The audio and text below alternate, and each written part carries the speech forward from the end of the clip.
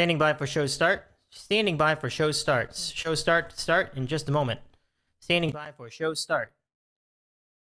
All right. We're just waiting on the phone system to start up. And we should be ready to go and underway in just a moment. So stay with us. Let's start this up. We're just calibrating the system. And in just a moment, we'll be ready to go. So it should be a good time. We're just gonna get this thing rolling. We've got a great show for you tonight. We'll be joined by Gerry and Piscataway at any moment. So let us start. We'll be ready, just about ready to dial this thing up. 4, 3, 2. Hang on, not just yet. A little bit of a false start. I mean, there's a lot to talk about tonight, and I really can't wait to get into it. So I'm just going to stand by for the phones to start. Phones are starting any moment now. Twitter link is up. We'll be ready. I won't be on the Twitter myself tonight, but well, actually, maybe I should at least start it up just in case there's a random question. But I doubt there will be. I just got to keep an eyeball careful. All right, the podcast is ready to go. We are on air. We are waiting for this to start. Let's see. Here we go. I had to make sure that everything is ready to go. But showtime is just about on. Let's do it. Thank you very much for waiting, everyone. We will now begin the Dave in the City Sports Podcast. And away we go. Since it appears you're calling back into a live show, we are reconnecting you now. Okay, 5, 4, 3, 2. Gerry and Piscataway's ready to go ham with Dave in the City on Locks of the Week Radio. Coast to coast, internet sports talk, Locks of the Week. Doc Rivers continues time and time again not get it when it comes to getting... Oh! Let him play! How Connecticut are you? Are you wearing khakis and a polo? Regarding Lynch, who cares? What was he going to do today? Was he going to address the portable? Oh, thank you for the question. Cap ran through the entire Yankee lineup, but he left out one guy, and his name is Alex Rodriguez. I forget about him because...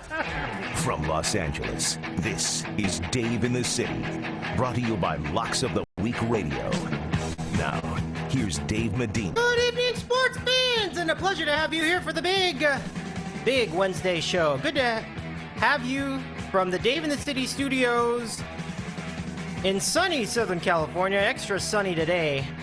And what a week of surprises here in the city, in the world of sports. Good to have you with us. In our first hour, we'll be joined by Gerry and Piscataway to talk about all things baseball, plus a most unbelievable, improbable, the Los Angeles Clippers in the NBA playoffs. Also in hour number 1, we will talk a little bit about the NBA draft lottery, in which it was a big day. And talking about surprises, the Los Angeles Lakers, who had the chance of losing out on the draft altogether if their draft pick was 6 or lower in the draft round, they would have been forced to give up their draft pick to another team because of the Steve Nash trade. Instead, they get to keep their pick, and making that even better, the Lakers get the number 2 pick. Unbelievable. And so we'll talk about that in hour number 2 with our NBA draft lottery recap with Tom in New Jersey and Andy in Seattle. In addition to that discussion, we will chat about the NBA playoffs so far. And we are now into the Eastern Conference Finals and the Western Conference Final NBA. Right now, we have the Golden State Warriors up 1-0 against the Houston Rockets, and they certainly found their way to win that series against Memphis. Did you hear that? The Rockets are playing them. We also have the Cavaliers and the Hawks underway in Game 1 tonight, and the Hawks with the early advantage in the early going. The Clippers are not in the playoffs right now, and I think if you asked a lot of people, they would not have expected. Certainly am not among those who didn't see it coming. Who did see it coming. I did not see this coming at all. I'm just as surprised as anybody else. The Clippers were up 19 points at home in Game 6 against the Houston Rockets, and everybody thought the Rockets were done. When the Clippers went up 3-1 in that series, we thought that was it. We thought that was the series. It seemed like the Clippers were going to be the team that was going to put it away. But once again, with about a quarter to go, and Josh Smith leading the charge, the Clippers once again, Rivers said after the game, they just stopped playing. I think they were fully unprepared for Houston to come back in this game. It just seemed like they had the attitude that they were done. They did what they needed to do. Wrong. The Rockets came back, and the Clippers started missing shots, and the Rockets really just flustered them defensively, making incredible three-pointers. We mentioned Josh Smith making almost every shot. And all of this with James Harden on the bench. The shocker to end all shockers. The Clippers blow the 19-point lead and lose by 12. Oh my goodness! I mean, it was just one to forget if you're a Clipper fan. Yet, I felt like the Clippers still could have had Game 7, but then just starting the game on Sunday, during that weekend, the Clippers go to Houston in Game 7 and come apart. They look like they were already defeated before the game started, although there were some runs to get the game points. I think they were within 3 at one point in the second half. But ultimately, the Clippers did not have it on this night, and they are out of the playoffs. And that's just the biggest shocker of all right now, us here in Southern California. Nobody expected the Clippers to not be playing basketball. We thought that this is going to be the series against Golden State. We thought Golden State and the Clippers were going to decide the Western Conference, and it was going to be a great series. And you're talking about two teams that were ready to. It's just a big series, but instead of that, we're going to get the Rockets instead. And the Rockets, thankfully, showed some real heart last night. Although Dwight Howard needed production, and he wasn't getting it on the offensive end. But that's beside the point. I think it's just absolutely Clippers are not in the playoffs right now. I don't think anyone could have seen it coming. And a lot of questions are being asked now. A lot of soul searching now with the Clippers organization. First of all, Doc Rivers as a GM. No way. Okay, look, this isn't just me being me with Doc Rivers. Everybody said skills are beyond terrible. It's just pretty bad. I mean, the best that they could come up with this year is Spencer Hawes. And do you notice what he was doing in the second half of that Houston game on Thursday last week? Exactly. He wouldn't do anything. Nobody remembered him. He's worthless in big games. So, last week, Lakers going out there and getting the number 2 draft pick just out of nowhere. I mean, everybody was just happy in Lakerland to get something other than to get a draft pick at all. That was what everybody was excited about. They were just excited. And then, just to hang on to that and see that they ended up getting the number 2 pick. And, I mean, when they announced the Sixers was number 3, it got really intense. The people I was watching that with, well, I'll talk to you more about that in an hour or two, but it was just something else. And right now, this whole NBA playoffs has been something else. Pretty underwhelming playoffs, but certainly one with surprises. The week of surprises continues. And let us give you not a surprise, but our first guest of the evening, Mr. Gerry in Piscataway. Thank you for waiting, buddy. How is it going tonight? Dave, what's going on, my man? How are you tonight? Thanks for having me. I'm pumped, man. I'm doing great. I mean, thank you very much for keeping the seat warm for our friend Junkie, who's now on his in the middle of his long tour of the country. I'm doing well. I mean, just certainly been looking up for some of my teams that I follow and other teams that are in the area, just not so hot. I mean, Gerry, you were talking about this Clipper game when it happened last week, and you can't even imagine being a Clipper player or being a Clipper fan right now. I mean, you said, and I quote, it would be tough to get out of bed the day after that game. I mean, can you even imagine being a fan or a player on that team going through what they just went through this weekend?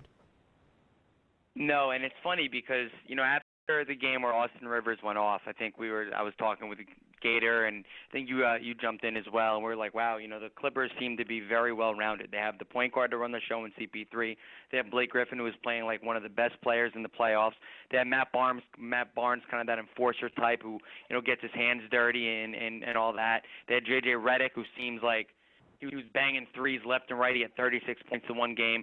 DeAndre Jordan was a double-double machine. Granted, he can't shoot free throws, but they just looked like they were rolling. And they had Doc Rivers. They looked like they were the team that, really could contend for an NBA title. And after that game, 60 scoop shot that, put them up by a good amount that game, I almost flipped the channel. And lucky I didn't, because that comeback took me, I think it took everybody by surprise. Without James Harden. If I was a Clipper fan, I would be absolutely sick to my stomach. I would not be able to watch another game in the playoffs this year. I would just be if I was a diehard Clipper fan, I would be traumatized. I would be so upset. All the bullshit, all the stuff they've been through, they've been a punchline. It's been the Lakers city for how long? They finally have a team that contend, and they absolutely just choked, gagged, whatever you want to call it, just choked it away. They were just pitiful, and it was a bad job by everybody involved. The players, bad job by the coaches. They just totally choked it away, and who knows if they'll be able to get in that position again. That's what I was thinking too. Exactly that. I wonder if this is it for this group, because they've been having second round exit after second round exit, and we just thought that this was the year everything was breaking for them. Number one, they beat the Spurs, so that was already a huge barrier down.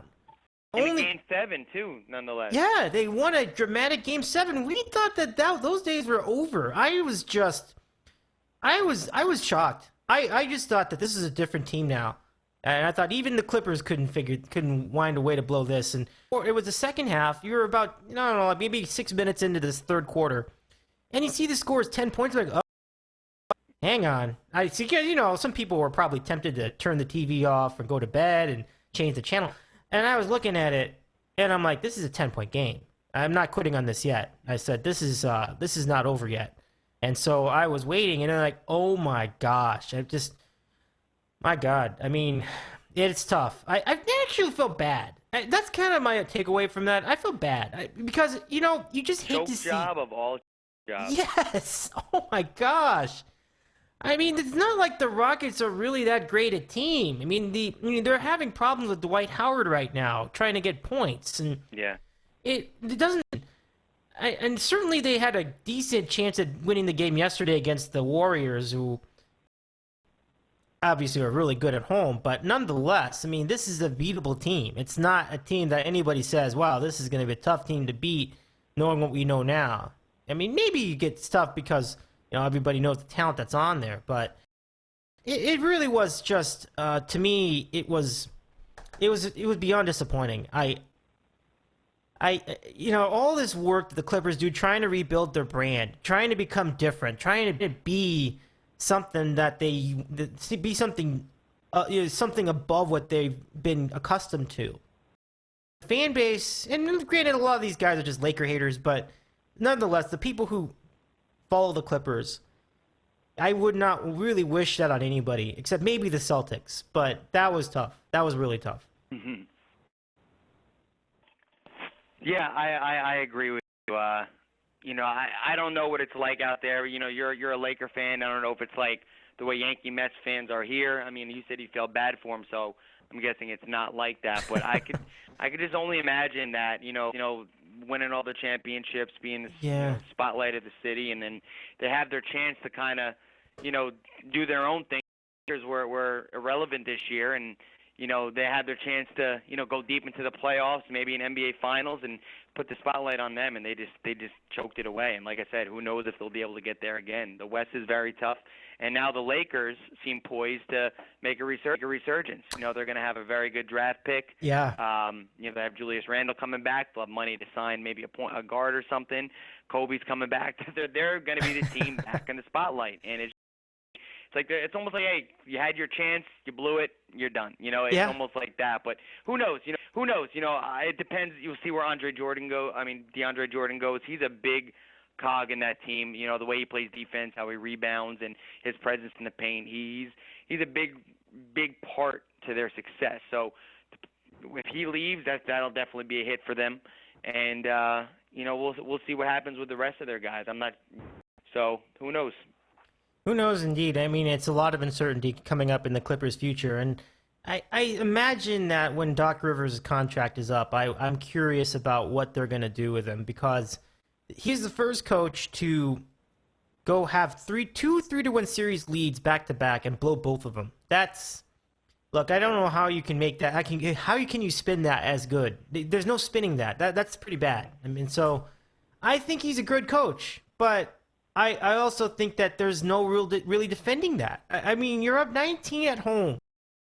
At home, you let basically one guy beat you in the third and fourth quarters. A guy who's been irrelevant for how many? He's been awful. He was awful with the Hawks. Yep. I mean, you let Josh Smith beat you? You kidding me? It's unbelievable. You cannot believe it. Like, you just guy. I imagine. I don't know if you saw the game in real time. I think you did, right? But there are a lot of people. Yeah, I watched the whole game. A lot of people didn't, because that game was going late. That game was going past midnight. Yeah. Way past midnight. I go into 1 o'clock. They must have woken up the next. Once it started to turn, I couldn't sleep. Oh, I can imagine. I mean, when you see craziness like that, it's tough to turn away. And I would have been no different if I had been out east in the same situation. Just imagine someone who didn't, though. They saw, the Clippers were dominating this game, and they were. I mean, I was looking at it, and they were all over the boards. They were just going. They were walking all over Houston. To wake up the next morning and find out they lost the game, you would be like, "This is a joke." Like this, that couldn't have happened. I don't know. How do you even shake yourself from such a thing? I'm not really sure if the Clippers will really ever shake themselves from such a thing, but time will tell. It will. We'll see what happens. Yeah. And I couldn't imagine being a diehard Clipper fan after that one. It's just like start out, step on it. It's awful. But hey, the playoffs, hopefully. I mean, I don't think the Golden State series is going to be much of a series, but right. The Rockets kind of showed me something last night. They stayed in it, and they played tough. And of course, Dwight Howard. I can't stand Dwight Howard. Of course, he has an injury in the Western Conference Finals. He can't get back in the game. Don't even get me started on him. He's just whatever. But I think Harden likes it better. I mean, it opens the floor up for him, and Howard was out a good portion of this year, and that's when Harden, went to work. He was up for an MVP award. So we'll see what happens. I do think Golden State. I think it's very hard to gain momentum against Golden State because, they had that game in Memphis where just everything went wrong, and they just had one of those nights. But if the way that they shoot the ball and the way Steph Curry shoots the ball, the three is such a momentum changer. I remember, when I played, it was just like it was either a backbreaker or it could change the momentum, the drop of a dime. And the way that Curry could shoot that three, you might, go on and then, get the game within 3 or 4, and then boom, Curry hits a three, and the game's back to 6 and 7. They get a stop, another layup, now the game's 9. And it just is very difficult to really gain momentum on a team who could shoot like that, and a player like Steph Curry. You watch it, the last game in Memphis. Memphis kept trying to make a run to cut the game, I think, within. And Curry hit 2 threes in a row, and it was an 11-point game before you even knew it. So it's very difficult. I think that we will see a Cavs Golden State series, which would be really fun.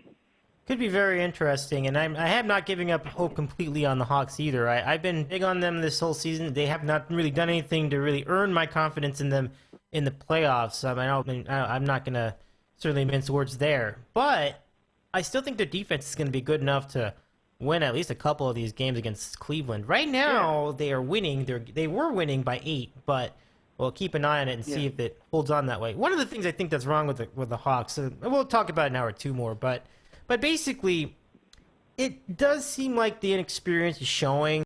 Their bumps and bruises, throughout the season, and they'll go through their slumps, and this team is really going to struggle.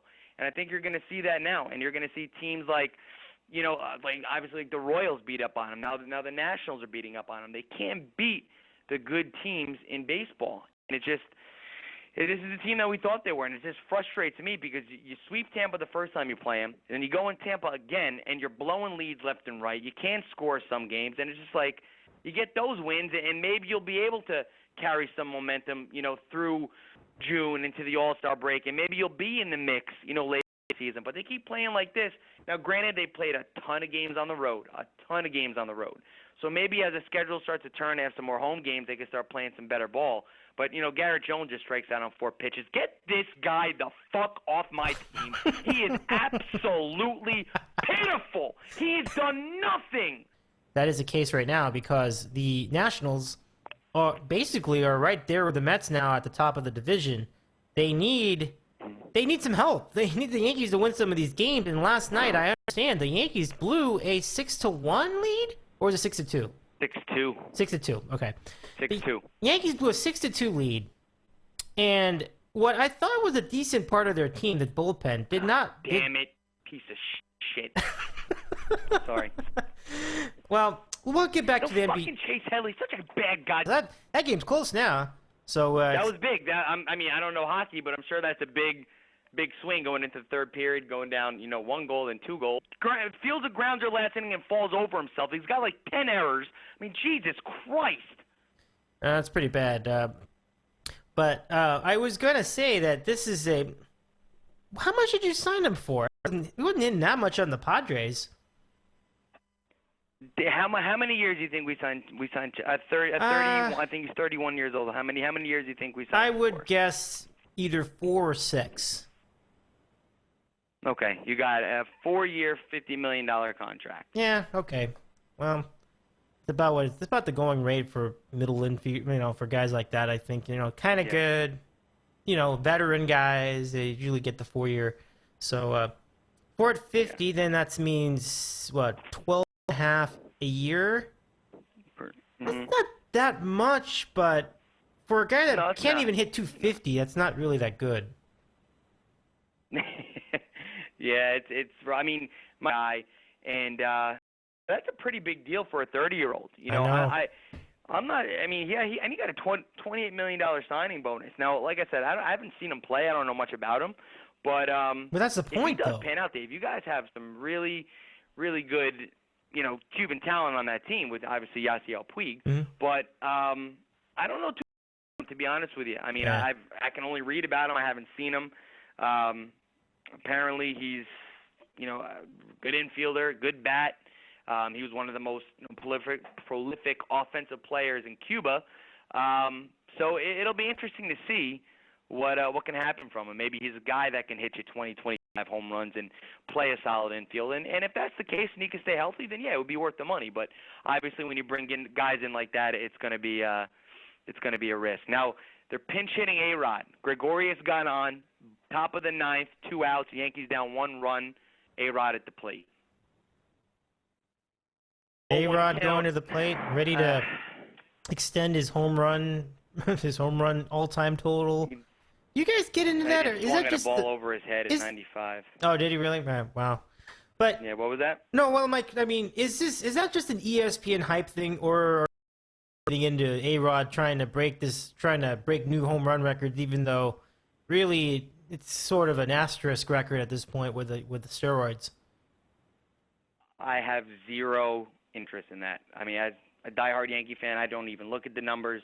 I have zero interest in that. There's so much crap that what he's done that I don't even get involved. I mean, that might be an ESPN hype thing because I know myself and I know some other Yankee fans. I mean, I was into A-Rod just struck out looking. God fucking damn it. This team fucking sucks. I don't know about that pitch, though. It was kind of high and inside, but I know when I went to the Met-Yankee game and A-Rod hit a home run early, and then, because there was a lot of talk of whether the Yankees would do anything for him when he tied Mays or anything like that, and that's not a fucking strike. Get a life. That's not a goddamn strike. Are you kidding me? That is not a strike. There's no way the catcher caught that by his ear. There's no way that's a strike. And he goes, I'm trying to win. And he banked in that game-winning shot that, let him go on that year that really screwed him in the draft lottery. And literally, you could just see from all the Knicks fans' reactions. It was just, there was so much expectation that, hey, this was the year. Remember when we got Ewing, we're going to get another big man, Okafor, Towns. Towns is from my town. Towns is a Knicks fan. He's from New Jersey. Hey, we're going to get the hometown kid. He's going to come home, and then, boom, you get the fourth pick. You're not even guaranteed either one of them. And it just – I can only imagine as a Knicks fan how frustrating it's been. The franchise has been, poorly run as you can run a franchise. And, you figure they're going to get a break here, and they win 2 meaningless games at the end of the year, and it screws up what could be maybe their whole future. Who knows? Maybe Towns or Okafor end up being, these superstar franchise-changing players, just like Steph Curry was, who the Knicks were 1 pick away from getting. And you'll look back and say, you got to be kidding me. I can't believe it, man. And, Knicks fans have to be beside themselves. So, I don't know, man. The Lakers, like I said, put themselves in a very, very envious position, as did the Timberwolves. I mean, they have the reigning Rookie of the Year. They're going to get another young player, and they're really going to be able to build, from the ground up to a team that's going to be able to contend in the near future. So, it's a tough break. But, with that being said, I do think that there are pretty good players in the draft. You don't know what kind of player Winslow is going to be. You don't know about Moutier or Russell. Maybe they can turn out to be, someone like Damian Lillard or Russell Westbrook. So maybe you do get lucky. I mean, maybe you do pick a guy fourth that turns out to be your franchise player. Believe me, I know people have their heart set on Towns and Okafor, which, rightfully so. But, if you go back in previous drafts, there are guys picked, 3, 4, 5 that have changed people's franchises. I mean, you don't know until you start playing. Who knows? Maybe one of those big guys will be a bust, and maybe the guy you pick will end up being the guy that can run your team. So I know it's frustrating now, and I understand it. For tough luck losses. It's not like they weren't doing it. Very heartbreaking to see if Towns and Okafor are the players that people think they could be. But, hey, maybe they do get Winslow and he could be a star. Maybe they do get Moutier and he's someone that could be like Westbrook or Lillard. So time will tell, but I understand the frustrations completely. Yeah, I mean, the team to keep in a row that they've had the number 1 pick in the draft. That's pretty nuts if you really think about it. Now I don't know. Seems like the same teams are up there. Yeah. Them and the Sixers. They seem like they suck every year. They get the number 1. They're still bad. It's like, when you guys are going to get it together? I don't know. Yeah, that's a great question because I was addressing that with Junkie maybe 2 years ago. 2 years ago, I was addressing that. We were wondering, like, how do you end up with the number 1 pick so many years, or the number 2 pick, or whatever, and you end up having the same terrible team all the time? Like, that really speaks to how. I mean, he really is. Robinson Cano has 11 RBIs. I know that's a bogus stat, and no one really looks at it, but when you have a guy in Cano, you would think that he'd be, doing much better than what he's doing now. I mean, granted, it's early. It's only been, 100 at-bats or whatever. But, yeah, I mean, I thought the Mariners would be doing better, but again, it's early. We'll have to see what happens next 2 months, and then we could really get a feel for, who's who. No doubt. We are closing in on June, so about another 4 weeks, I think we'll have a real picture of it. Yes. Yeah. I am happy to see that the Royals have picked up where they left off last year. I did not really think they were going to do that, but so far so good. It is early, but that's what you want to do, I think. I agree with you 100%. I think they could pick one of those big two, have, a very young and talented front court for, for the near future. I mean, for immediate future. I mean, you have 2 guys who, will be able to really didn't play last year, so he's almost going to be like a rookie this year. So you have 2 guys who are young, hungry, and super talented in your front court. And then, it's a very shaky road to go down when you start talking Rondo, because he looks shot. He looks like he's a guy who really does disrupt locker rooms. And I know the Lakers do have interest in him, and I know him and Kobe are super tight. And I'm sure Kobe will be pushing for him to go there. So you could always go out and get a guard. I mean, if you do get a Rondo, you want to hope that he can turn into the Rondo that he was with Boston. Surround him with talented guys.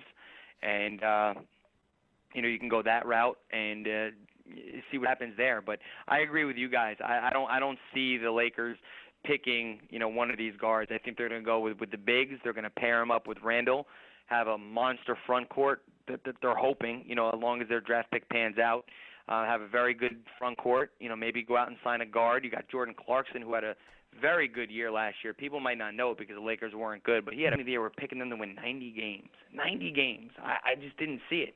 I mean, I did not see them winning 90 games, but whatever. Those prognosticators or whatever are wrong a lot of the time. But I'm enjoying the baseball season. The two teams here in New York early were really hot. Mets won 11 straight. The Yankees, were playing really good baseball, and at least for my team's sake, it looks like they're coming back to earth. They just went 2-0 on a road trip. So hopefully when they come back home, fortune would change. And losing Ellsbury absolutely kills. I mean, I argue with idiots on Twitter, these Yankee fans who, people who think the Yankees are doomed because of Ellsbury, they're crazy. Really? Ellsbury leads the team in almost every offensive category. He's our catalyst. I mean, sets the table. He's been unbelievable this year. For a team that has offensive struggles, if you don't think losing Ellsbury is going to hurt, you need to get your head examined. I mean, it's going to be tough trying to replace him, and I'm hoping that it's not too long. He still has to get an MRI. There's no timetable on his return. So I really hope that with the next couple of days, it's, just what they say it is, just a sprain, maybe, come back in, 15, 20, 25 days. Maybe he'll miss a month. I'm just hoping it's not anything that is going to be really I'm just enjoying the season, man. Now I'm into, like I said, I'm into the baseball, the NBA, even the NHL a little bit, so it's a fun time of year. Yeah, I love this time of the year. May and June are two of my favorite sports months of the year. Not that October and November are bad. They're very good, but there's so much going on at once. There's a lot of things happening at the same time. And then we got a bonus with the draft lottery. That was unexpected juice. And Yeah. a lot of futures of franchises decided on this night. The Laker fan, you must have been ecstatic. Absolutely. You guys must have been going nuts over there. Absolutely. Yeah, I was watching that in UCLA. I was at a commons room in UCLA next to where the Carl's Jr. and the Taco Bell are. Inside, there's an on-campus Carl's Jr. and Taco Bell. And so near the Verge projection screen that they have, it's like and they put they always put sports on there, some kind of sports. That night they had the draft lottery on ESPN, and it was really right. That one was I was just fun, and I know a lot of people are sad to see him go. Yeah, and I think it's sad to see him go because of what he represented. Like, he really represented quite an innovation. And anything you see today, Cap, Kimmel, or in the 7th and the 6th draft pick, I'm sure. When they got the 6th, I was shaking. I was like, thanks, I'm going to just start ripping my hair out. I'm like, this could be it. Yeah. So we were all just I didn't no idea the people around me were so tense, but I was certainly tense. Then they announced that, who had the 6th pick? I think it was the Pistons. No, it was the Kings. They had the Sacramento Kings had the 6th pick. Sacramento, I think. The whole room, there were like 200 erupted. They were like, we just won a game. Like, yeah! Everybody was yelling. And I can only imagine when they pulled the 2. They probably went nuts. They did. Because when they got up to 3, because if they went to 4 and they took a commercial break, and everybody started just there's so much buzz. Right. Everybody was buzzing. Everybody was a lottery. And we were waiting out that commercial break, and I was looking at the tweets, and everybody was like, well, who's going to get it? Who's going to get it? And then there were people complaining about the Lakers, like, it's a conspiracy. They're going to get the number 1 pick and all that.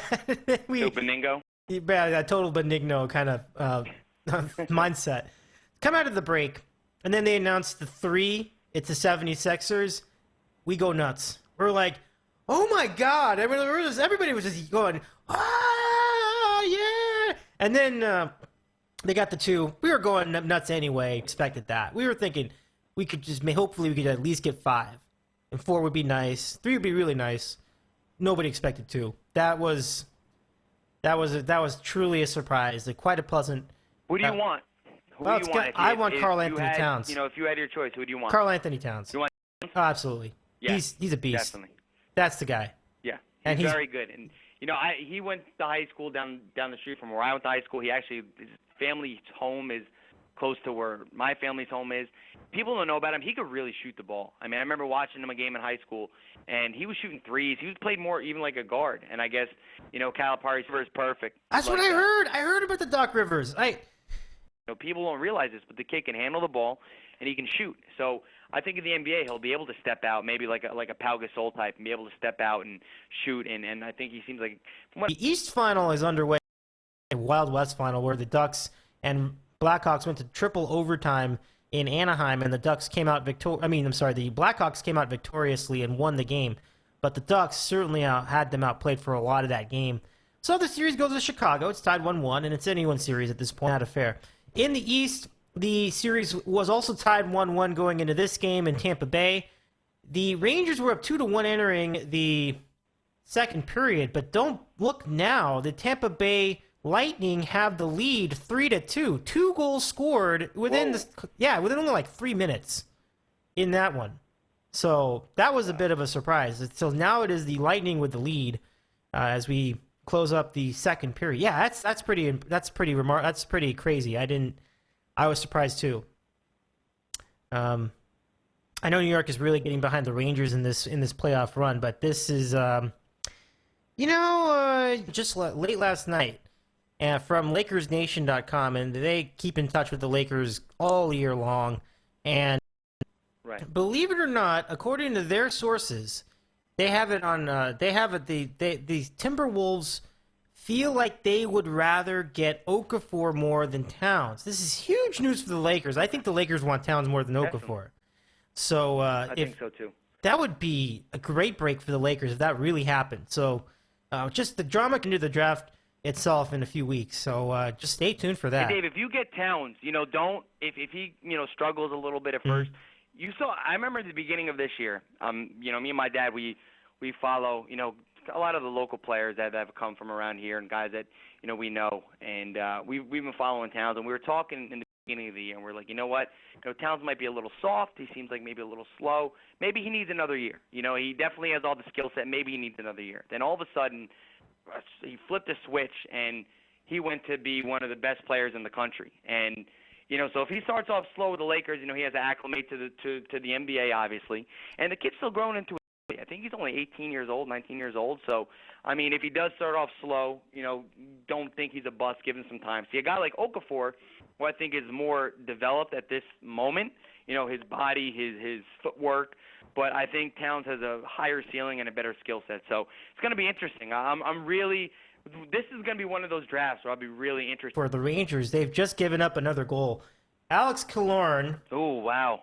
Scores. Yep, he scores the 4th goal of the night for the Lightning, and now it is 4-2 Lightning. It is time for some. It's time for them to wrap. Still the second period, but wow, that pretty bad turn of events recently. Yeah, definitely. I just got a nice notification that top prospect Yoan Moncada gets 3rd hit of the game, scores the winning run for Greenville. Great. That's what I like to hear. Is that what? Wait. Now, Fucking so they Brian haven't. Cashman. Now, is he the guy in your system that they were about to call up, or is he the guy that you traded to some other team? No, that's the guy that they gave Stephen Drew $5 million for. Didn't want to pony up for him, and the Red Sox got him. That's right. Because we were talking about that in our baseball preview. The name sounded familiar. I was trying to figure out which guy was which. Yes. Not good. Not good at all. Not good at all. That is not good. Can I ask you a question about prospects as well? I gotta watch this team pretty much scratch and claw to score 2 freaking runs. I gotta watch Stephen Drew, who's 0 for 3 tonight, hitting 180 on base percentage of 260. I'm sweating. I get so fucking mad. That's well, it's funny. I know the Yankees are expected to have a down year, but they could have made life easier for themselves by trying to go younger. And getting Stephen Drew is not that. That is the opposite of getting younger.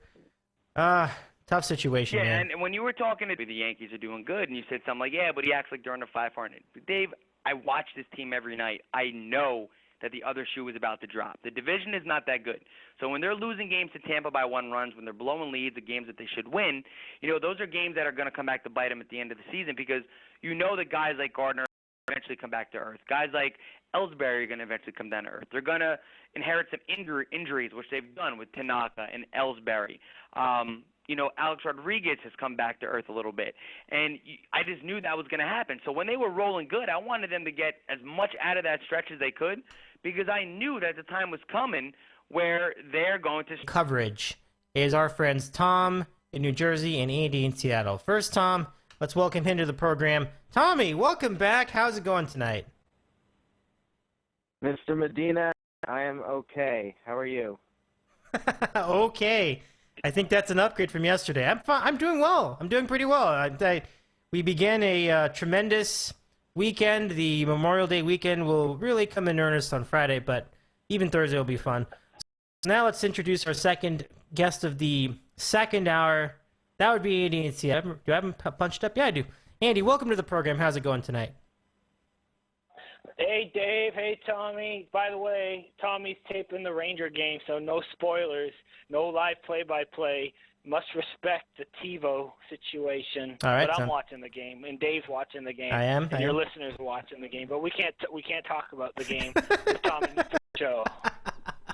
I can't do two things at once. You know this. All right. Fair enough. I have to watch it, and real.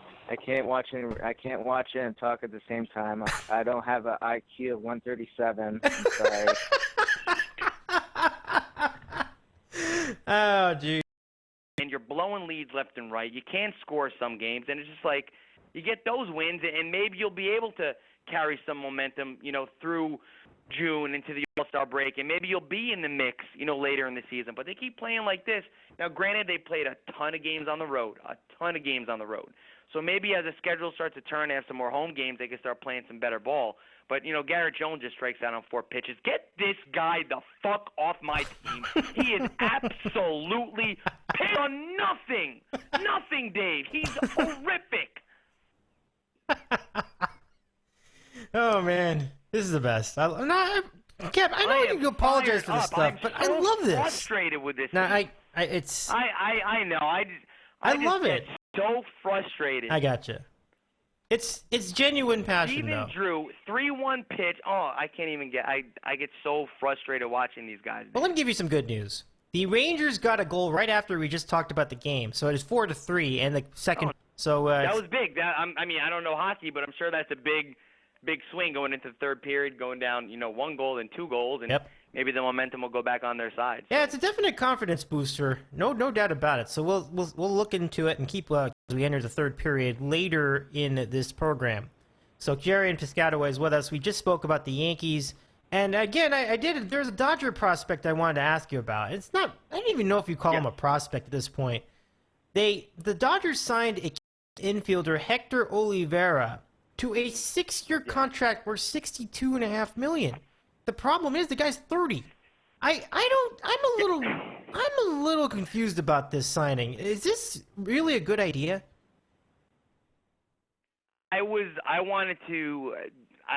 think we've even talked about this on the board or anything like that. But he's a 30-year-old guy. I don't know too much about him, but I've read about him after when the whole Moncada stuff was going on, and Okay, good stuff. All right, so let's get to the NBA. The NBA Draft Lottery. Well, what a show that was. This is going to be a time for Tom to really let it out about the Knicks, who, again, sometimes winning is losing. Now, like I said, I haven't seen him play. I don't know much about him. But that's the point. And out, Dave, you guys have some really, really good, Cuban talent on that team with obviously Yasiel Puig. But I don't know too much about him, to be honest with you. I mean, I can only read about him. I haven't seen him. Apparently, this is kind of ridiculous. I'm a little offensive players in Cuba. So it'll be interesting to see what can happen from him. Maybe he's a guy that can hit you 20, 25 home runs and play a solid infield. And if that's the case and he can stay healthy, then yeah, it would be worth the money. But obviously, when you bring in guys in like that, it's going to be a risk. Now they're pinch hitting A-Rod. Gregorius got on top of the 9th, 2 outs. The Yankees down 1 run. A-Rod at the plate. Go. Yeah. A-Rod going to the plate, ready to extend his home run all-time total. You guys get into that, or is that just a ball over his head at 95? Oh, did he really? Wow. But yeah, what was that? No, well, Mike, I mean, hype thing, or are people really getting into A-Rod trying to break new home run records, even though really it's sort of an asterisk record at this point with the steroids? I have zero interest in that. I mean, as a diehard Yankee fan, I don't even look at the numbers. I have zero interest in that. There's so much crap that goes behind what he's done that I don't even get involved. I mean, that that might be an ESPN hype thing because I know myself and I know some other Yankee fans. I mean, I was in. Oh, A-Rod just struck out looking. God damn it. This team fucking sucks. I don't know about that pitch, though. It was kind of high and inside, but I know when I went to the Met-Yankee game and A-Rod hit a home run early, and then, because there was a lot of talk of whether the Yankees would do anything for him when he tied Mays or anything like that, and that's not a fucking strike. Get a life. That's not a goddamn strike. Are you kidding me? That is not a strike. There's no way the catcher caught that by his ear. There's no way that's a strike. All right. Oh, you got to be kidding me. No, anyway, if they had lost one of those games, they would have had the number 1 odds. They would have gotten, at worst, the 3rd pick. Maybe the 4th pick, but I think it's the 3rd pick. And they would have had either... Out looking then. Oh, wow.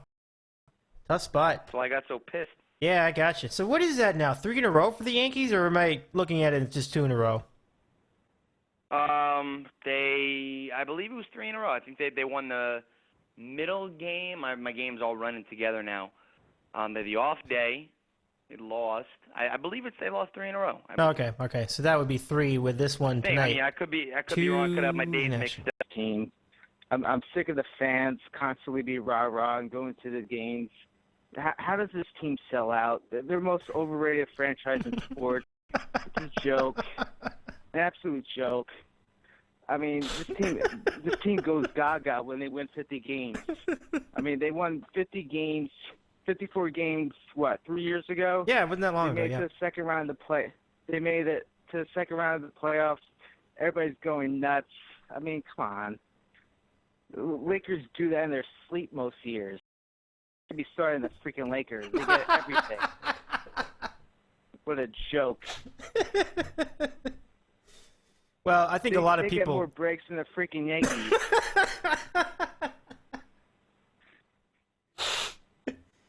Now, be careful there, throwing some glass stones as a Mr. Yankee fan. But I hear your point. I get your point. I understand completely. Boy, that is something. As far as that really is saying something when you're saying that the Knicks are the most overrated franchise in sports. I think Yachts would come to that conclusion. Andy, I can't imagine you disagree with that too much, do you? Well, at risk of flying close to the sun, I feel like a lot of people like to stamp this idea that New York is the best sports town in all of sports town and all of America, and I don't think that's 100% true. I think they're really good, and Tommy will agree with this. New York is really good at being very early. I expected Seattle to do a lot better than what they were doing. They were one of my picks to, win their division, go far in the playoffs. Robinson Cano, I think, is having a really rough year. I mean, Nelson Cruz has been unbelievable, but Robinson Cano, I think he's hitting. Past couple months, like the old school Mets fan will. Robinson Cano has 11 RBIs. I know that's a bogus stat, and no one really looks at it, but when you have a guy in Cano, you would think that he'd be, doing much better than what he's doing now. I mean, granted, it's early. It's only been, 150 at-bats or whatever. But in those two franchises, I can't really speak of the Jets because they haven't had a moment in a long-ass time. We could really get a feel for, who's who. No doubt. We are closing in on June, so about in another 4 weeks, I think we'll have a real picture of it. Yes. Yeah. I am happy to see that the Royals have picked up where they left off last year. I did not really think they were that, but so far so good. It is early, but that's what you want to do, I think, in this situation. Yeah, I didn't.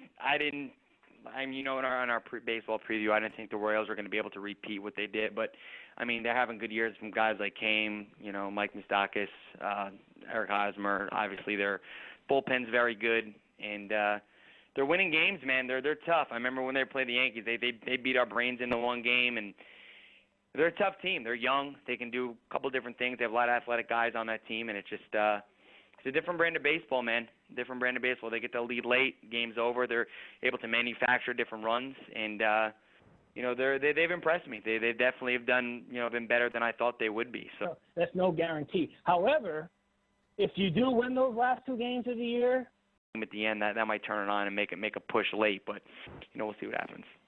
We will indeed. Well, any other news and notes from the world of baseball, Captain? Nothing too groundbreaking. I know Pujols left the NFL with like Tampa or even the Jets and the Tennessee Titans when people are like, why are they even trying? Why are they even trying? It's January. Why are they trying? They want to get that first pick. And then you'll have some people like, well, they're pros. They have pride. What are you going to do? Tell them to just what are you going to tell the offensive lineman of a team that's got 1 win? Just let the defensive line just run all over you and kill your quarterback? In one way or the other, yes, kind of. Football, I guess, might be a little harder to think from that to look that obvious. But in the NBA, teams have made tanking like an art form. Yes. Just ask Philadelphia. Just ask the Spurs before Duncan. And the Knicks just, they had their best, or how do I say it? They looked at their worst earlier in the year, and they should have just, whatever game plan was by like 40 points, and they were getting doubled up in the third quarter to random teams. They should have studied that game tape and be like, this is what we need to do all throughout April. But they didn't. Yeah, you just got to think big picture, and I think Tom alluded to this too. Knicks fans don't seem to be doing a good job of looking at the big picture either. I think they're always like, well, you just got to win the game. You just got to win the game. It's sort of like something like Benigno would think. Perspective is key in the whole thing. And give the Lakers a little credit in this. I would give the Lakers a little credit in this, I mean to say. Once they recognize things are going really south, I mean, Kobe got hurt, was out for the year. Lynn got hurt, eventually out for the year. I mean, at that point, they were like, let's just stop. It's not even worth it anymore. Let's start calling up guys from the development league. And that was it. And so I would say that knowing your limitations is the theme for your draft lottery chances. Know your limitations and be realistic about moves. Don't be making a trade for some, mid-level guy in February just because you think you might get in the playoffs. I mean, Andy, your team made the playoffs, but they weren't doing anything like that. I mean, I think they got in there naturally. So things worked out okay for the Celtics as well. So point being, let the season breathe. That's basically it. Let's just run to some kind of sports. That night they had the draft lottery on ESPN, and it was really right. That one was I was just watching it, and everybody was just quietly watching it, and I don't know if everybody was plugged in it like I was, but I certainly was. I was waiting on it, and my goodness, I was getting nervous as we were going through getting things like the 8th and the 6th draft pick. I'm sure. When they got to 6, I was shaking. I was like, what if they blow this? I'm like, if they get 6, I'm gonna just start ripping my hair out. I'm like, this could be it. Yeah. So we were all just so, I didn't no idea the people around me were so tense, but I was certainly tense. Then they announced that, who had the 6th pick? I think it was the Pistons. No, it was the Kings. They had the Sacramento Kings had the 6th pick. Sacramento, I think. The whole room, there were like 200 people in there, erupted. It were like we just won a game. Like, yeah! Everybody was yelling. And I can only imagine when they pulled the 2, they probably went nuts. They did. Because when they got up to 3, because if they went to 4 and they took a commercial break, and everybody started just there's so much buzz. Right. Everybody was buzzing. Everybody was buzzing about the NBA lottery. And we were waiting at that commercial break, and I was looking at the tweets, and everybody was like, well, who's going to get it? Who's going to get it? And then there were people complaining about the Lakers, like, it's a conspiracy. They're going to get the number 1 pick and all that. Benigno? Yeah, that total Benigno kind of mindset. Come out of the break, and then they... Dumb. So I think they'll do something stupid, or just whoever they get will just end up being a bunk. And I think out of all the potential number 1 picks, who's going to be the dud? I I think Towns might be the dud. Truly a surprise. Quite a pleasant. Who do you want? Well, I want Karl Anthony Towns. If you had your choice, who do you want? Karl Anthony Towns. You want Towns? Oh, absolutely. Yeah, he's a beast. Definitely. That's the guy. Yeah, And he's very good. And he went to high school down the street from where I went to high school. His family's home is close to where my family's home is. People don't know about him. He could really shoot the ball. I mean, I remember watching him a game in high school, and he was shooting threes. He was UNLV, Bennett, or whatever his name is. Anthony Bennett. Yep. All right, good points. And I'm a little surprised at your take on Towns. So you don't feel like he's all the way ready to go yet, or either that, or he doesn't have as much of a ceiling. Well, that's Tommy. He knows. Tommy watches these guys when they're in fifth grade. But seen from Kentucky, he looks like a pretty good passer as well. So that'd be the guy I would want. I mean, I think Okafor could be a very good player too. It's very hard to teach soft hands and footwork and stuff like that for a big guy, and Okafor has that. My only thing with him is he's not a very good defender, and he can't make free throws. And we've seen how large that looms with these Haka, DeAndre Jordan, and Haka Dwight, and you got to take them off the floor, and you take your best players off the floor because they can't make free throws. And that's something. I think Okafor shot like 52% from the free throw line, while Karl Anthony Towns shot in the 80s. So I think that's a big factor. And as for Towns' sake, I hope you guys do end up with him. That'd be awesome for him to go out to L.A. He actually went to the same high school as Andrew Bynum, so that would be big guys. As we know, Dwight Howard, if the effort and the desire isn't there, then they're gonna kind of just have gifts of God physically, but maybe not put the work into it. And I'm not saying Towns doesn't have the work. Believe it or not, according to their sources, they have it on. The Timberwolves feel like they would rather get Okafor more than Towns. This is huge news for the Lakers. I think the Lakers want Towns more than Okafor. So I think so too. That would be a great break for the Lakers if that really happened. So just the drama continues. We're going to continue having more drama as we go into the draft itself in a few weeks. So just stay tuned for that. Hey, Dave, if you get Towns, don't if he goes a little bit at first.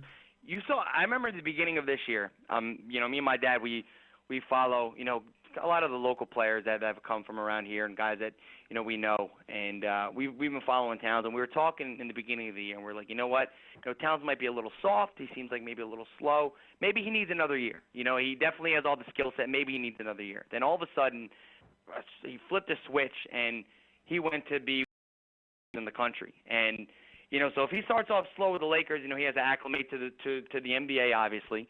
And the kid's still growing into his body. I think he's only 18 years old, 19 years old. So, I mean, if he does start off slow, don't think he's a bust. Give him some time. See, a guy like Okafor, who I think is more developed at this moment, his body, his footwork.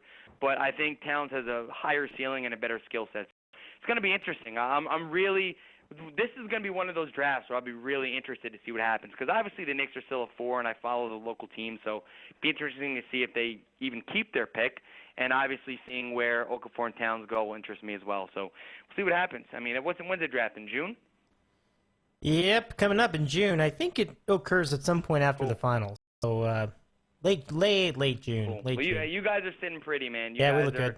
Have a bright future. Bright future. I mean, that Randall injury might have been a blessing in disguise. You might grab one of these guys, and they might be one of the next big stars of the NBA. And plus, Randall could be a very good player. So you guys have a lot of good stuff coming in the future.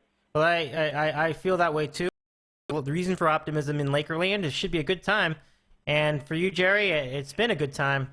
I really want to thank you tonight. We are just about out of time, but have a wonderful rest of your evening. And enjoy your weekend. It's good to chat with you once again. Let's get back into it another time, too. Definitely, Dave. I appreciate it. Always love being on. And sorry if I get a little fired up when my Yankees are on, but I can't help it. I enjoy these moments, so it's all good with me. All right, buddy. Take it easy. All right.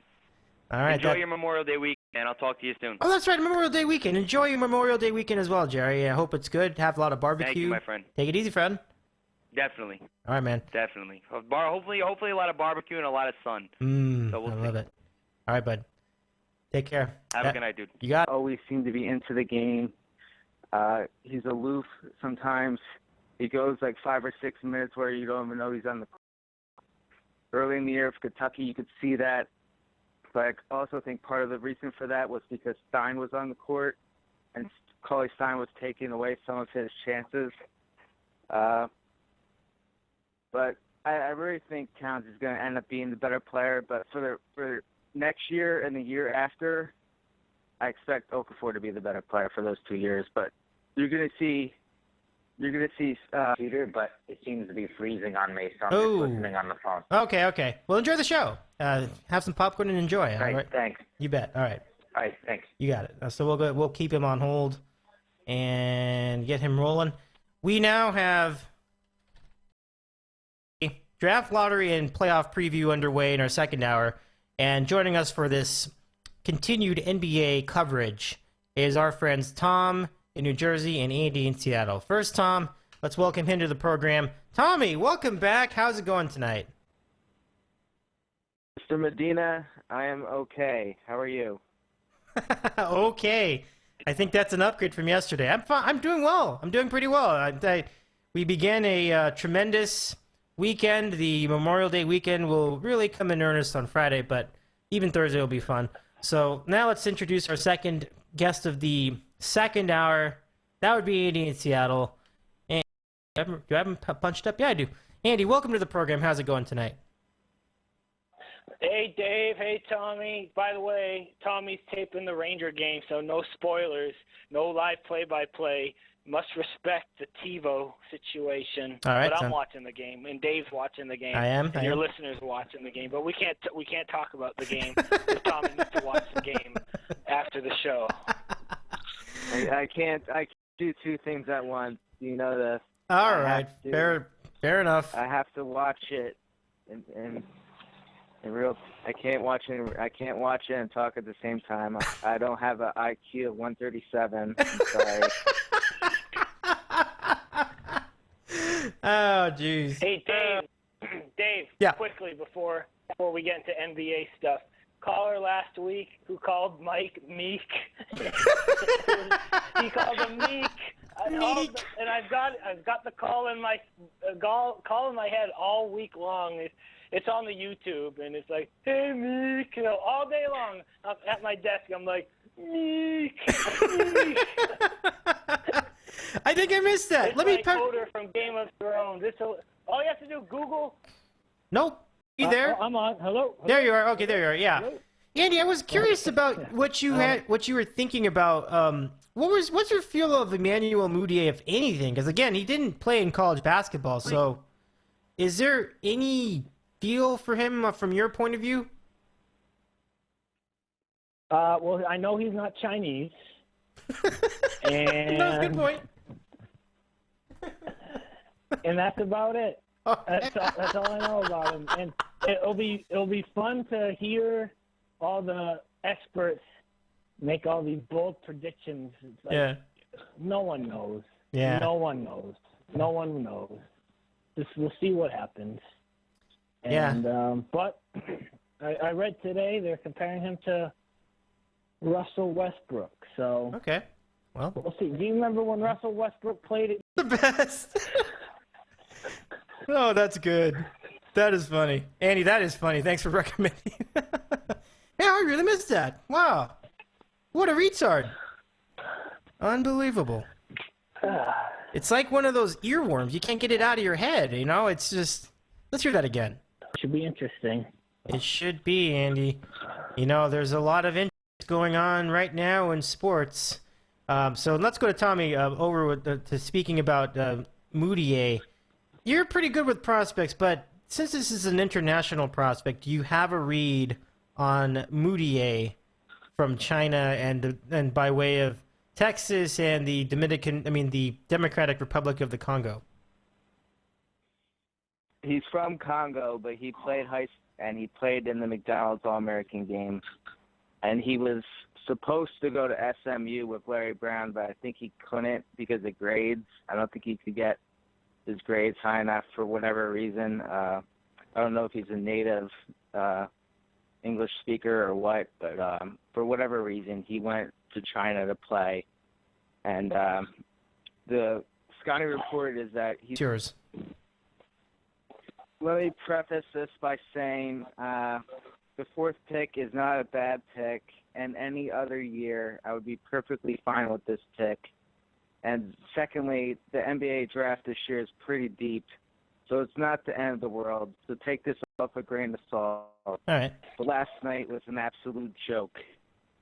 And the reason why it was an absolute joke is a lot of reasons. Number one, Steve Mills should not have been there. Phil Jackson should have been there. His apartment is 5 blocks away. Make the 5-block walk and get there. I mean, it's Phil Jackson. I mean, Larry Bird is there. Other greats are there. Why can't he be there? Number two, is Phil Jackson doing at the end of the year playing Tim Hardaway when he knew he was banged up? Of course, Hardaway being banged up didn't matter that much because the next game he scored 37 points and they beat the freaking Hawks. And then they won another game against the Magic. And that was beyond loss by Phil Jackson. I'm not mad at Derek Fisher for that because he's the head coach. He has to play who's there. But Phil Jackson makes that call. He's the one who decides who plays and who doesn't. He should have sat him. He should have sat him knowing that he was bad. And even though Ohio State can go up and down and Michigan State can go up and down, Wisconsin, screw Wisconsin. But I'm a Winslow Mongo. I was in love with Winslow from day one. And he doesn't force the issue. He looks like a pro. He's built like he's ready to go. Puts time in the weight room. Has a smooth handle. Can dribble well. They would have had the number one odds. They would have gotten, at worst, the third pick. Maybe the fourth pick, but I think it's the third pick. And they would have had either Okafor or Towns, most likely. And instead, they're probably going to get Moody or Russell, who they don't know about. Towns and Okafor, at worst, is Greg Monroe, who the Knicks are going to go out of their way to give $20 million. Unless you're like, what's his name, Fran Fraschilla, or a guy who goes over there and actually watches this guy play, and not just watch the YouTube videos like everybody else. I don't know how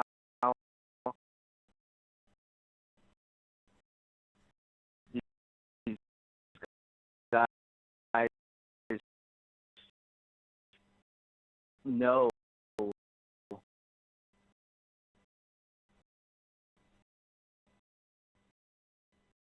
if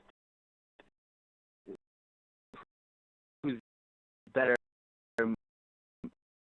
Russell or going to the games. How does this team sell out? They're the most overrated franchise in sports. It's a joke, an absolute joke. I mean, this team goes gaga when they win 50 games. Moody play, and Russell only played 1 year at Ohio State, and he obviously is very good. I mean, I think he's Big Ten Player of the Year, but he obviously has great size, and he's an All-American, and I think he was in high school too. But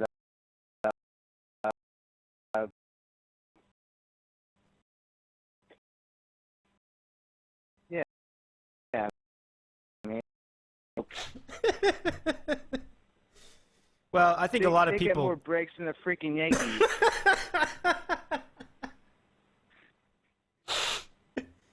Now be careful there, throwing some glass stones as a Mr. Yankee fan. But I hear your point. I get your point. I understand completely. Boy, that is something. As far as that really is saying something when you're saying that the Knicks are the most overrated franchise in sports. I think Yachts would come to that conclusion. Andy, I can't imagine you disagree with that too much, do you?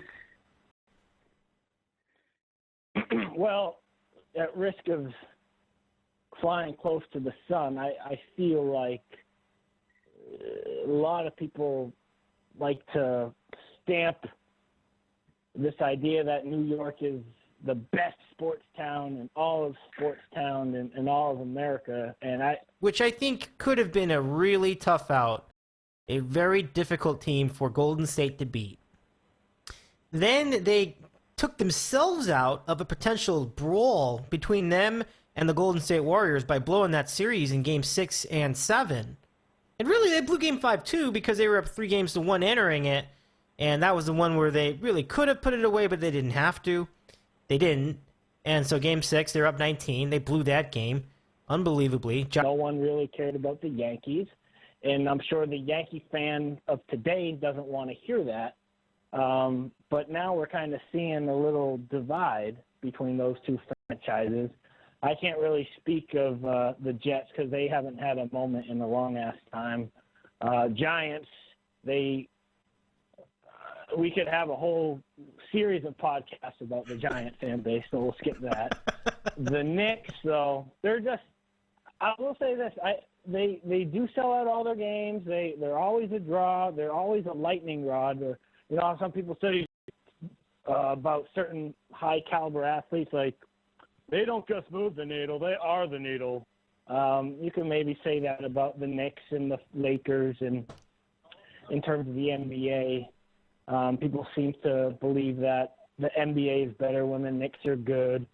But, you know, Tommy hit it on the head with the and a lot of people this whole crew thought the Spurs would go deep, and they always gave Golden State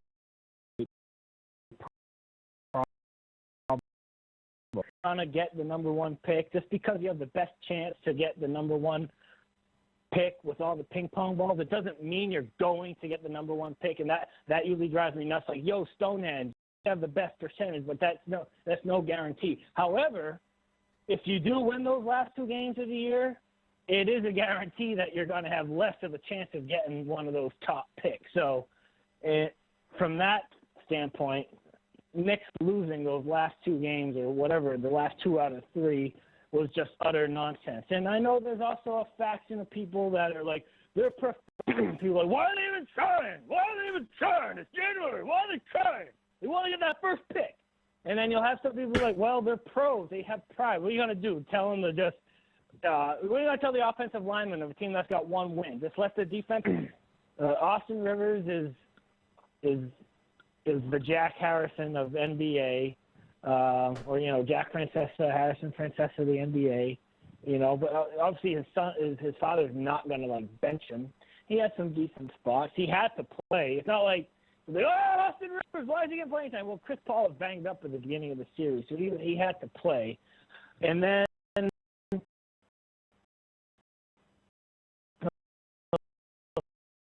I think they're always like, well, you just got to win the game. You just got to win the game. It's sort of like something like Benigno would think.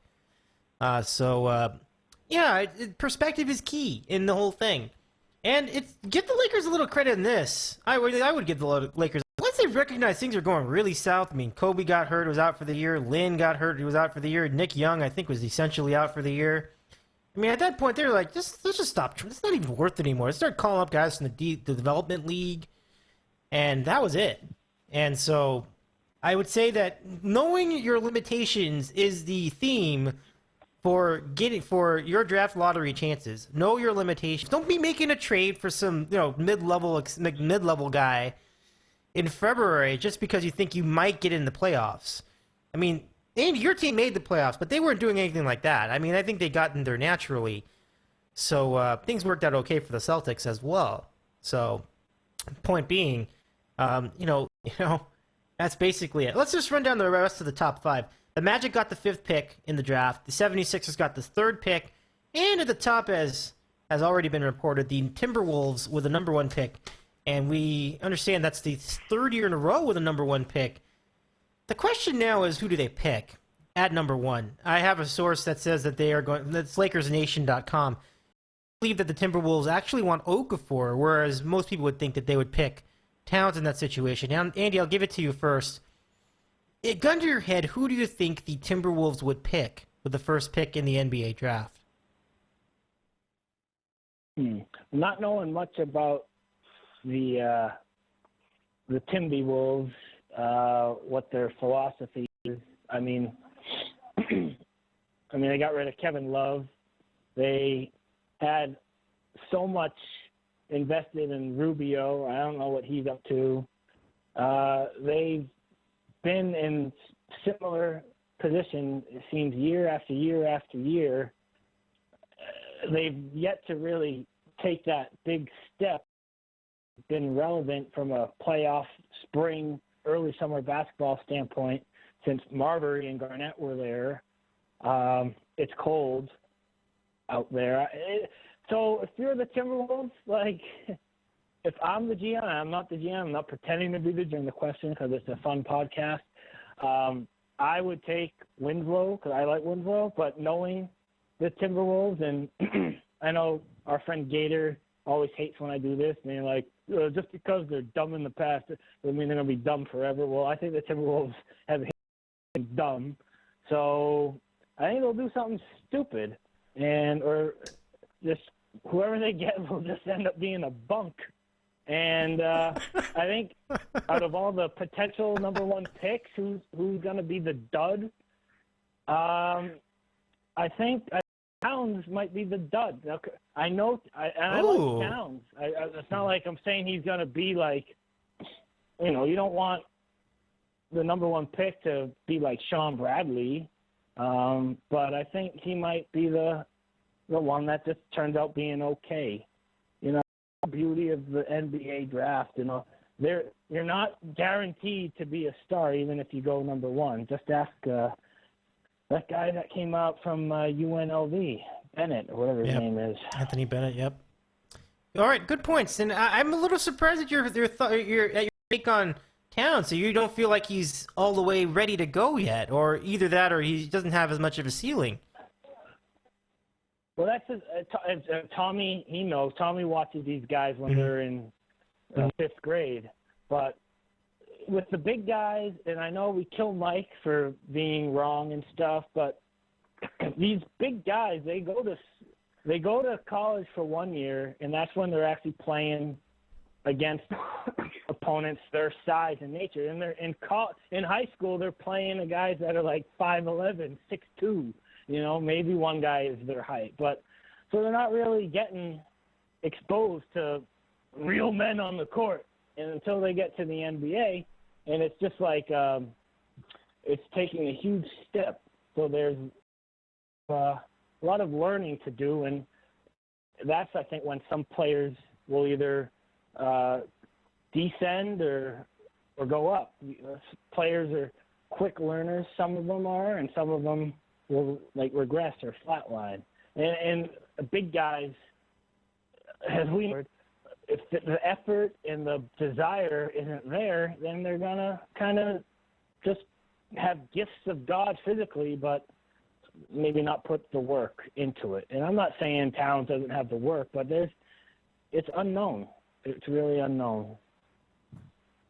Well, and I think that's true. I mean, I think you bring up a point that no matter who you get, there's going to be an element of uncertainty involved. So now, Tom, Andy's right. You do follow a lot of these guys from the very beginning, Towns and Okafor and the rest of the top of this NBA class. Yeah, I did see Towns a few times in high school, and in high school he was shooting a lot of threes, taking a lot of outside shots. He didn't have much of a post game. Very good passer. Towns had a late growth spurt, which is why he has such a good handle and why he shoots the ball so well, because he didn't get to, what is he now, 6'11", until I think sophomore year in high school. He also stayed back a year in high school, and then he when he realized how good he was, and his parents did too, he actually jumped a year again. So he's actually in the right grade class now. Oh, there you go. But Back and forth. It's very weird. Back. A lot of these kids do this, where they stay back a year. Usually they do it from 8th grade into 9th grade. They stay back a year, so that way they get an extra year maturity, and then sometimes if they're very good, they then jump back up. Mayo, he did the same thing.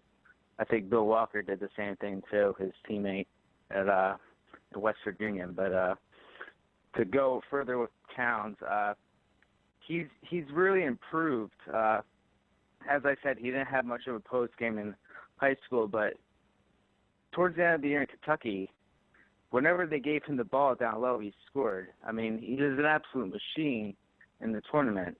Trying to remember which game it was, but he pretty much foul shooting. That's another thing. Okafor is about 50%. Towns, very good foul shooter. I give the edge to Towns, but I understand why Andy's saying this about Towns. You really don't know where his head is. He doesn't always seem to be into the game. He's aloof sometimes. He goes like 5 or 6 minutes where you don't even know he's on the court. Early in the year of Kentucky, you could see that. But I also think part of the reason for that was because Stein was on the court, and Cauley Stein was taking away some of his chances. But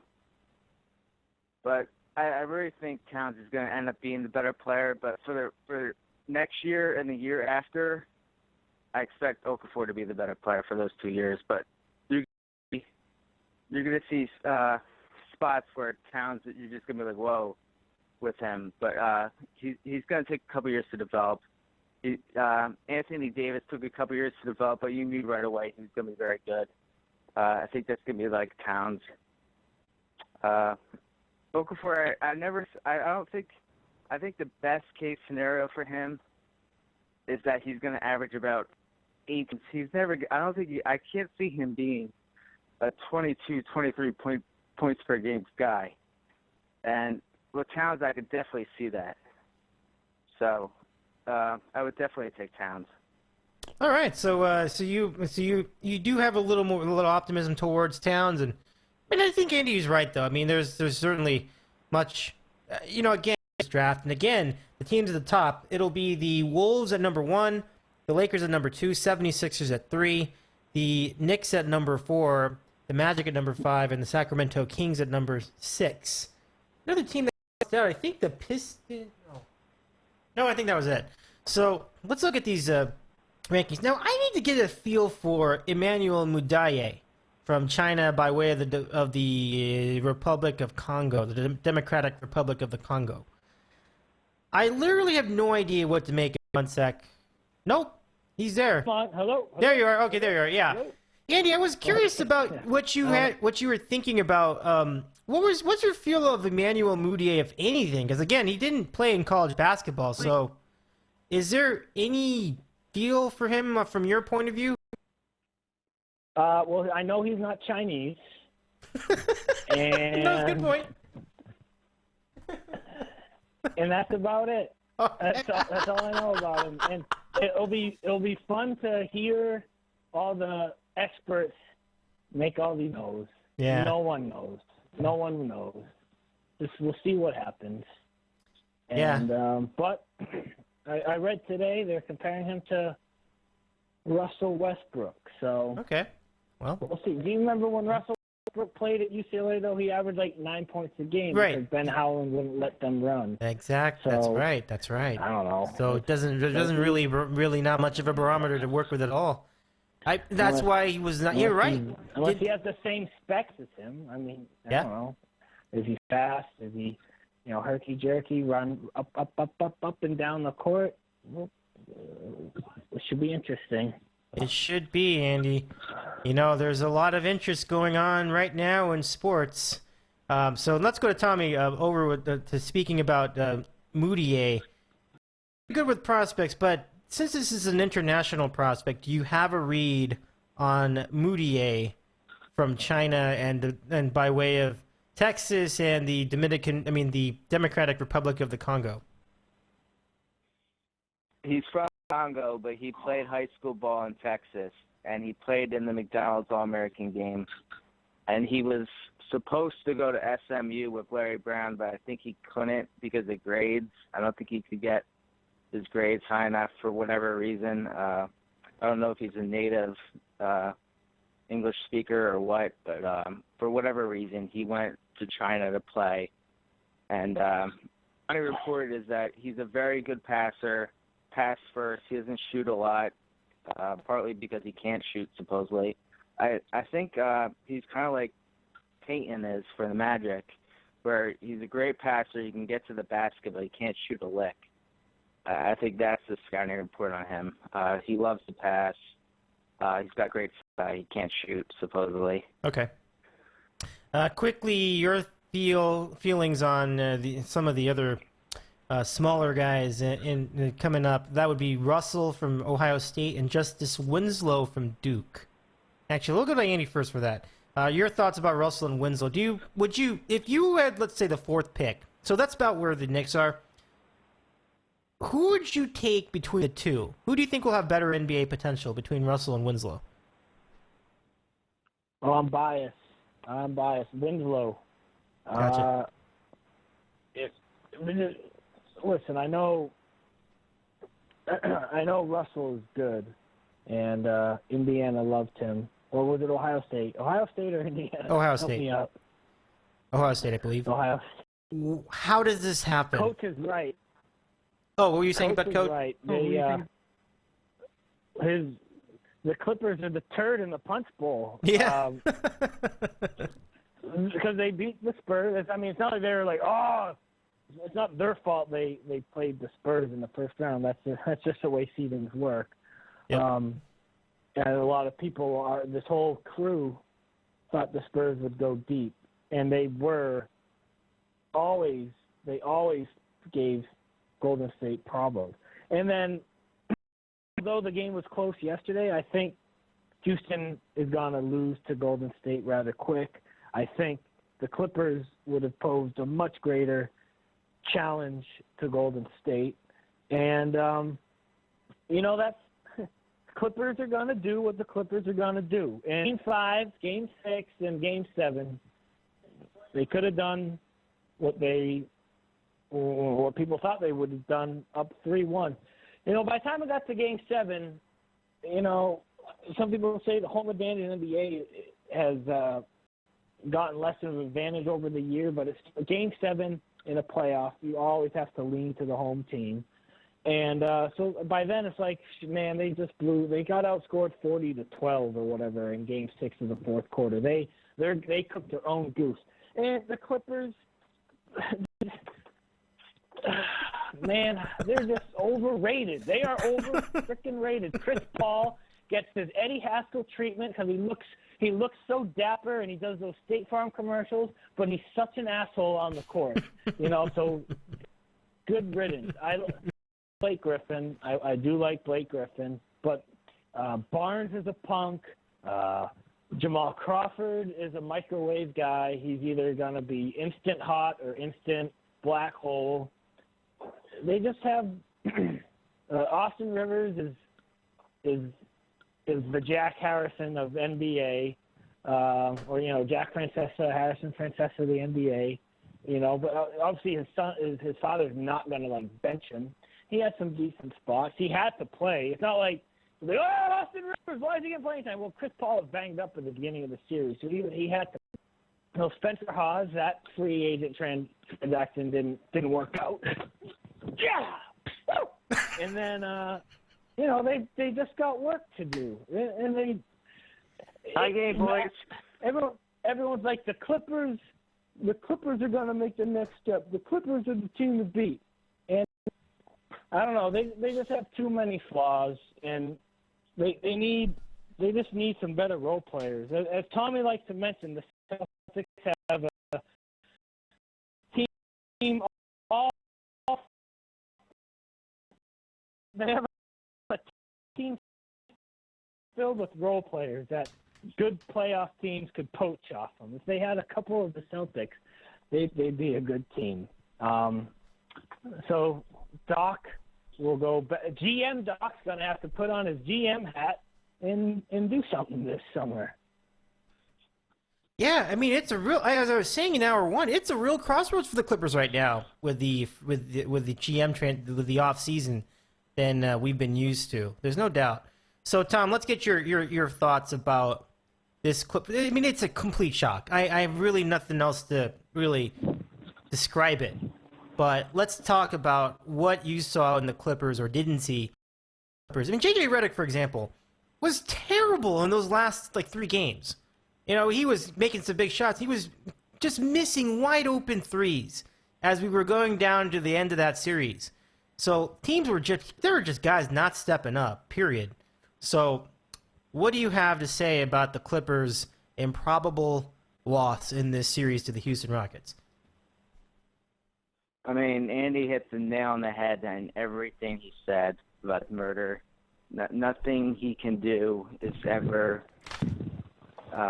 They never say anything poorly about him ever. I finally heard a little bit of chirping this postseason, but it was completely muffled and it was barely noticeable. But number 2, obvious reasons, and he's never been on a winning team for obvious reasons. What number am I on? 4. Number 4, Doc Rivers, pathetic GM. The bench was a joke. They don't even have a bench. That's what killed them. Once Houston totally exposed them with their bench, you could tell the Clippers were getting tired in Game 7, but you knew early on in Game 7 that they had no chance. I would speak more about Game 6, but I turned it off thinking it was over like everybody else. So I have no clue what happened, but that's a pathetic performance by them to lose that game when you're up, 18 third quarter. An absolute choke.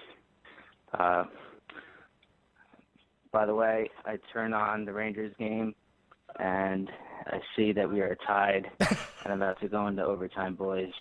That is correct, Andy. I mean, that is correct, Tommy. You have no discipline. I thought you were going to tape the game. I have they no tied it, discipline and they whatsoever. gave up the lead, and then they tied it again.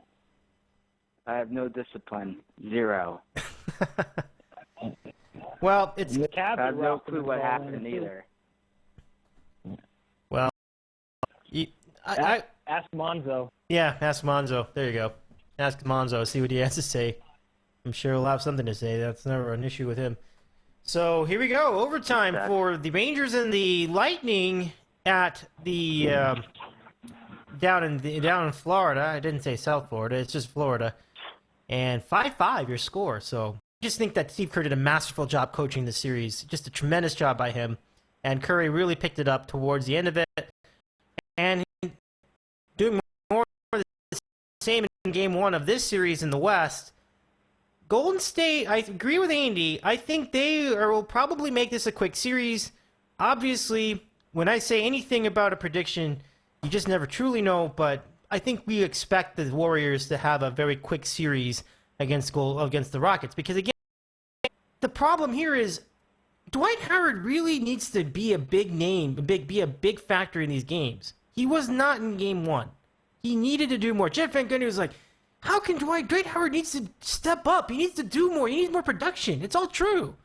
They need help on the inside, and it's not really coming from Tom. Your thoughts on this series in the early going? I mean, obviously, it did have a very close finish, but do you feel like Golden State's the team to beat in this one? First off, I actually think yesterday's game was a very good game. I think killing the NBA playoffs all year saying it's been pitiful. For the most part, it has. But yesterday's game was very entertaining and interesting. And unlike you two, I kind of think Houston can take this to 6 games. I don't think it's going to go 5 like a lot of people think. I'm impressed with obviously how Harden's playing, but Ariza played really well last night too.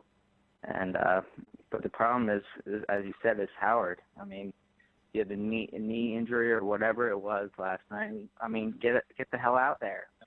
Play. I mean, if he's playing the next game and it's not a major injury, what the hell was he doing last night? That was inexcusable. I think that was the biggest reason why they lost. Harden was unbelievable in the fourth quarter early on, and then you could tell he just got tired. But still, they had a chance at the end with that great play by Ariza to steal and then take it the whole way and play or whatever. No, I think he just got a layup. It made it a 3-point game, but it was a very good, entertaining game. I still think Golden State will win, but I think Houston's going to win a couple games. All right, I see that way. Anything else you wanted to add anything else to add as far as the Western Conference Series, Andy? Yeah, well, about last night's game, I will, without labeling myself a contrarian, I won't say the comeback was a window dressing, but it kind of was window dressing. They were up 11, and Klay Thompson had like 3 turnovers / bad shots in a row that basically opened the window for Houston to get back in that game. And they're just lollygagging it, the Warriors, the last 3 minutes of that game. And Tommy described the Howard scenario really well. 4 threes a game like he has been, game 6 and 7 against the Clippers, and last night he had a good game. I think we'll see the normal Trevor Ariza in due time. I think Josh Smith, we're going to see Detroit Pistons / no-brain Josh Smith more times than not as well. I think Houston, listen, people hate the way Harden plays, and I get it, but it works, even though he actually only shot 5 free throws last night. But he is the engine of that team because Dwight Howard has no heart. He is the Tin Man. I think someone else took that name, used that name. He's the Tin Man and the Scarecrow, or the lion, the gutless lion. What do they call him in the Wizard of Oz? Cowardly Lion. Combination of all those things. Yeah. Cowardly Lion and the Tin Man combined. But the takeaway from Golden State against Memphis, see what happened was Conley came back game 2, and I went, Conley's back, and he inspired Memphis and he inspired their team, and then they won game 3, and people were like, the Warriors, they're exposed, they can't shoot. Everything gets magnified in the playoffs. One bad off night from Curry, he's tired, too many threes. They cannot do this. But what happens? They make adjustments. They have good games. Klay Thompson is streakier than Curry. I think if Klay Thompson struggles, that is something more to worry about from a prolong / keep it continue standpoint. Curry is just stuff rolls off his back more than Klay Thompson. Klay Thompson can mope. But I think, the Warriors, they can beat you by the, casual NBA fans think that's all they do is shoot threes, but they create turnovers and get a fast break really well. So if you watch the elimination game against Memphis, Memphis just had no transition defense whatsoever, and just you give Golden State, layups in addition to what they already do with their jump shooting, you're toast. You are toast. So, if Houston wants to speed it up, you are just walking into the bee's nest that the Warriors like to play the basketball in. I agree. And, I think Memphis really missed Tony Allen in the second half of that game. And he wasn't 100% when he played either. Did. Yeah. And so that's too bad because it looked like he was a difference maker in the perimeter defense. And Conley, by the end, had nothing. So that healthy Memphis team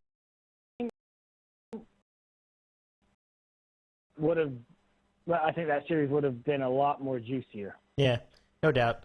But it's in the past now, in the books. Now let's quickly get to the Eastern Conference. And I really am excited to listen to your analysis of the Wizards did not win the series, but you guys were on the right track. The Hawks were really clinging to every win that they had, and it seemed like the 2 games that they won at the end, they were down to the last shot, and the Wizards got denied by the clock in one of them, and in another one it just was. So some props are due for the Wizards, and besides, this is all happening with John Wall.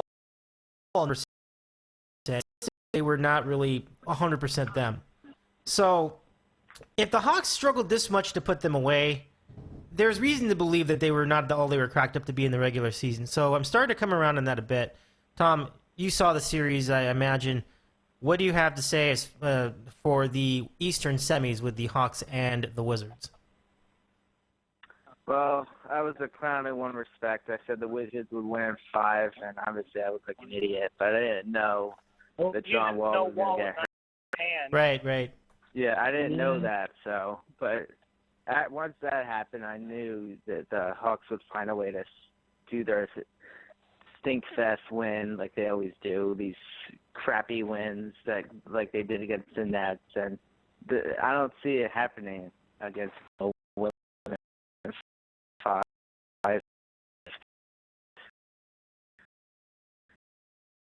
And a joke. I mean, Washington had absolutely no help from their big man. Nene and Gortat were awful, absolutely awful. Nene looked like an idiot. He looks completely lost. I can't believe they gave him that type of money. He looked like a stiff. Go back to Brazil. Beal actually showed me something. I mean, he's going to be a very good player. He's only like 22, and he actually showed me something. But the rest of the team, They were getting a 9-1 run, 8-point game now. Yeah, I just saw that. I mean, I have the game on myself, and they were up comfortably, but suddenly the Hawks making a little mini run here at home. So not quite over. Kind of like, you know what I would say that is, Andy? The Cavs have like that arm reach still on them, but they're pretty close to making it a game, but they're not quite there yet. So we'll see. So Andy, let's get your take on what happened in the previous round with the Hawks and the Wizards. Oh, Tommy's a little ahead of us in this game, but anyway.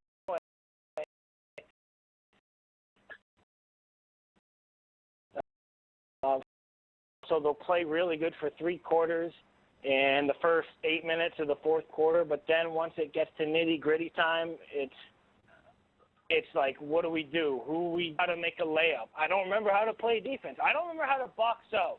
How many fouls do I have? Everything just gets tight and sluggish and confusing. You know, like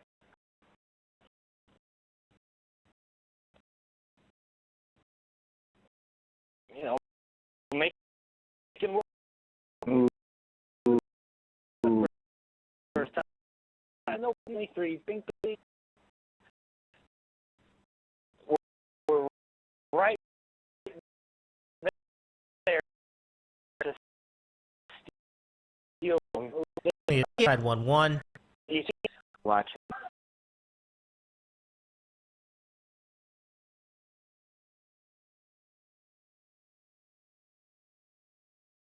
Oakley doing whatever the hell he wanted. I didn't like Mason doing whatever the hell he wanted. And I'm just going on and on, but I do not like the way the Bulls play. I think Andy's right. It's a players' league. Thibodeau's going to be out soon, probably this year. I don't know where he's going to go. Probably the Pelicans. Maybe Calipari takes that job, because I don't think Kentucky has that great of a recruiting class coming in as years pass. So maybe Calipari leaves. The rumor that Calipari is. I thought the rumor that Calipari was going to go to the Pelicans too, but then he denied it. So now we're all over the map. But of course he's going to deny it, but I don't see him staying at Kentucky for 20 years. Right. Like Mike thinks. I don't see it. I don't think he's wired that way for the next job. Driven, no doubt. We are going to, for those of you on, forget Blog Talk Radio, those of you on YouTube, we are going a little over tonight since we started late. And in the Hawks game, it is a 4-point game. There was a breakaway shot by Kent. Well, I thought it was Kent Bazemore, but it may have been Schrader at the end of that. And it is a 4-point game. What was it? 87 to 91. So 91 to 87 with the Cavs with the Cavs leading, but they are having a very difficult time planning a shot, and it doesn't seem like sometimes it just doesn't seem like they know what they're doing. So I have come around a bit on that. I agree with the two of you. Sometimes it just is tough to trust them. Maybe some barber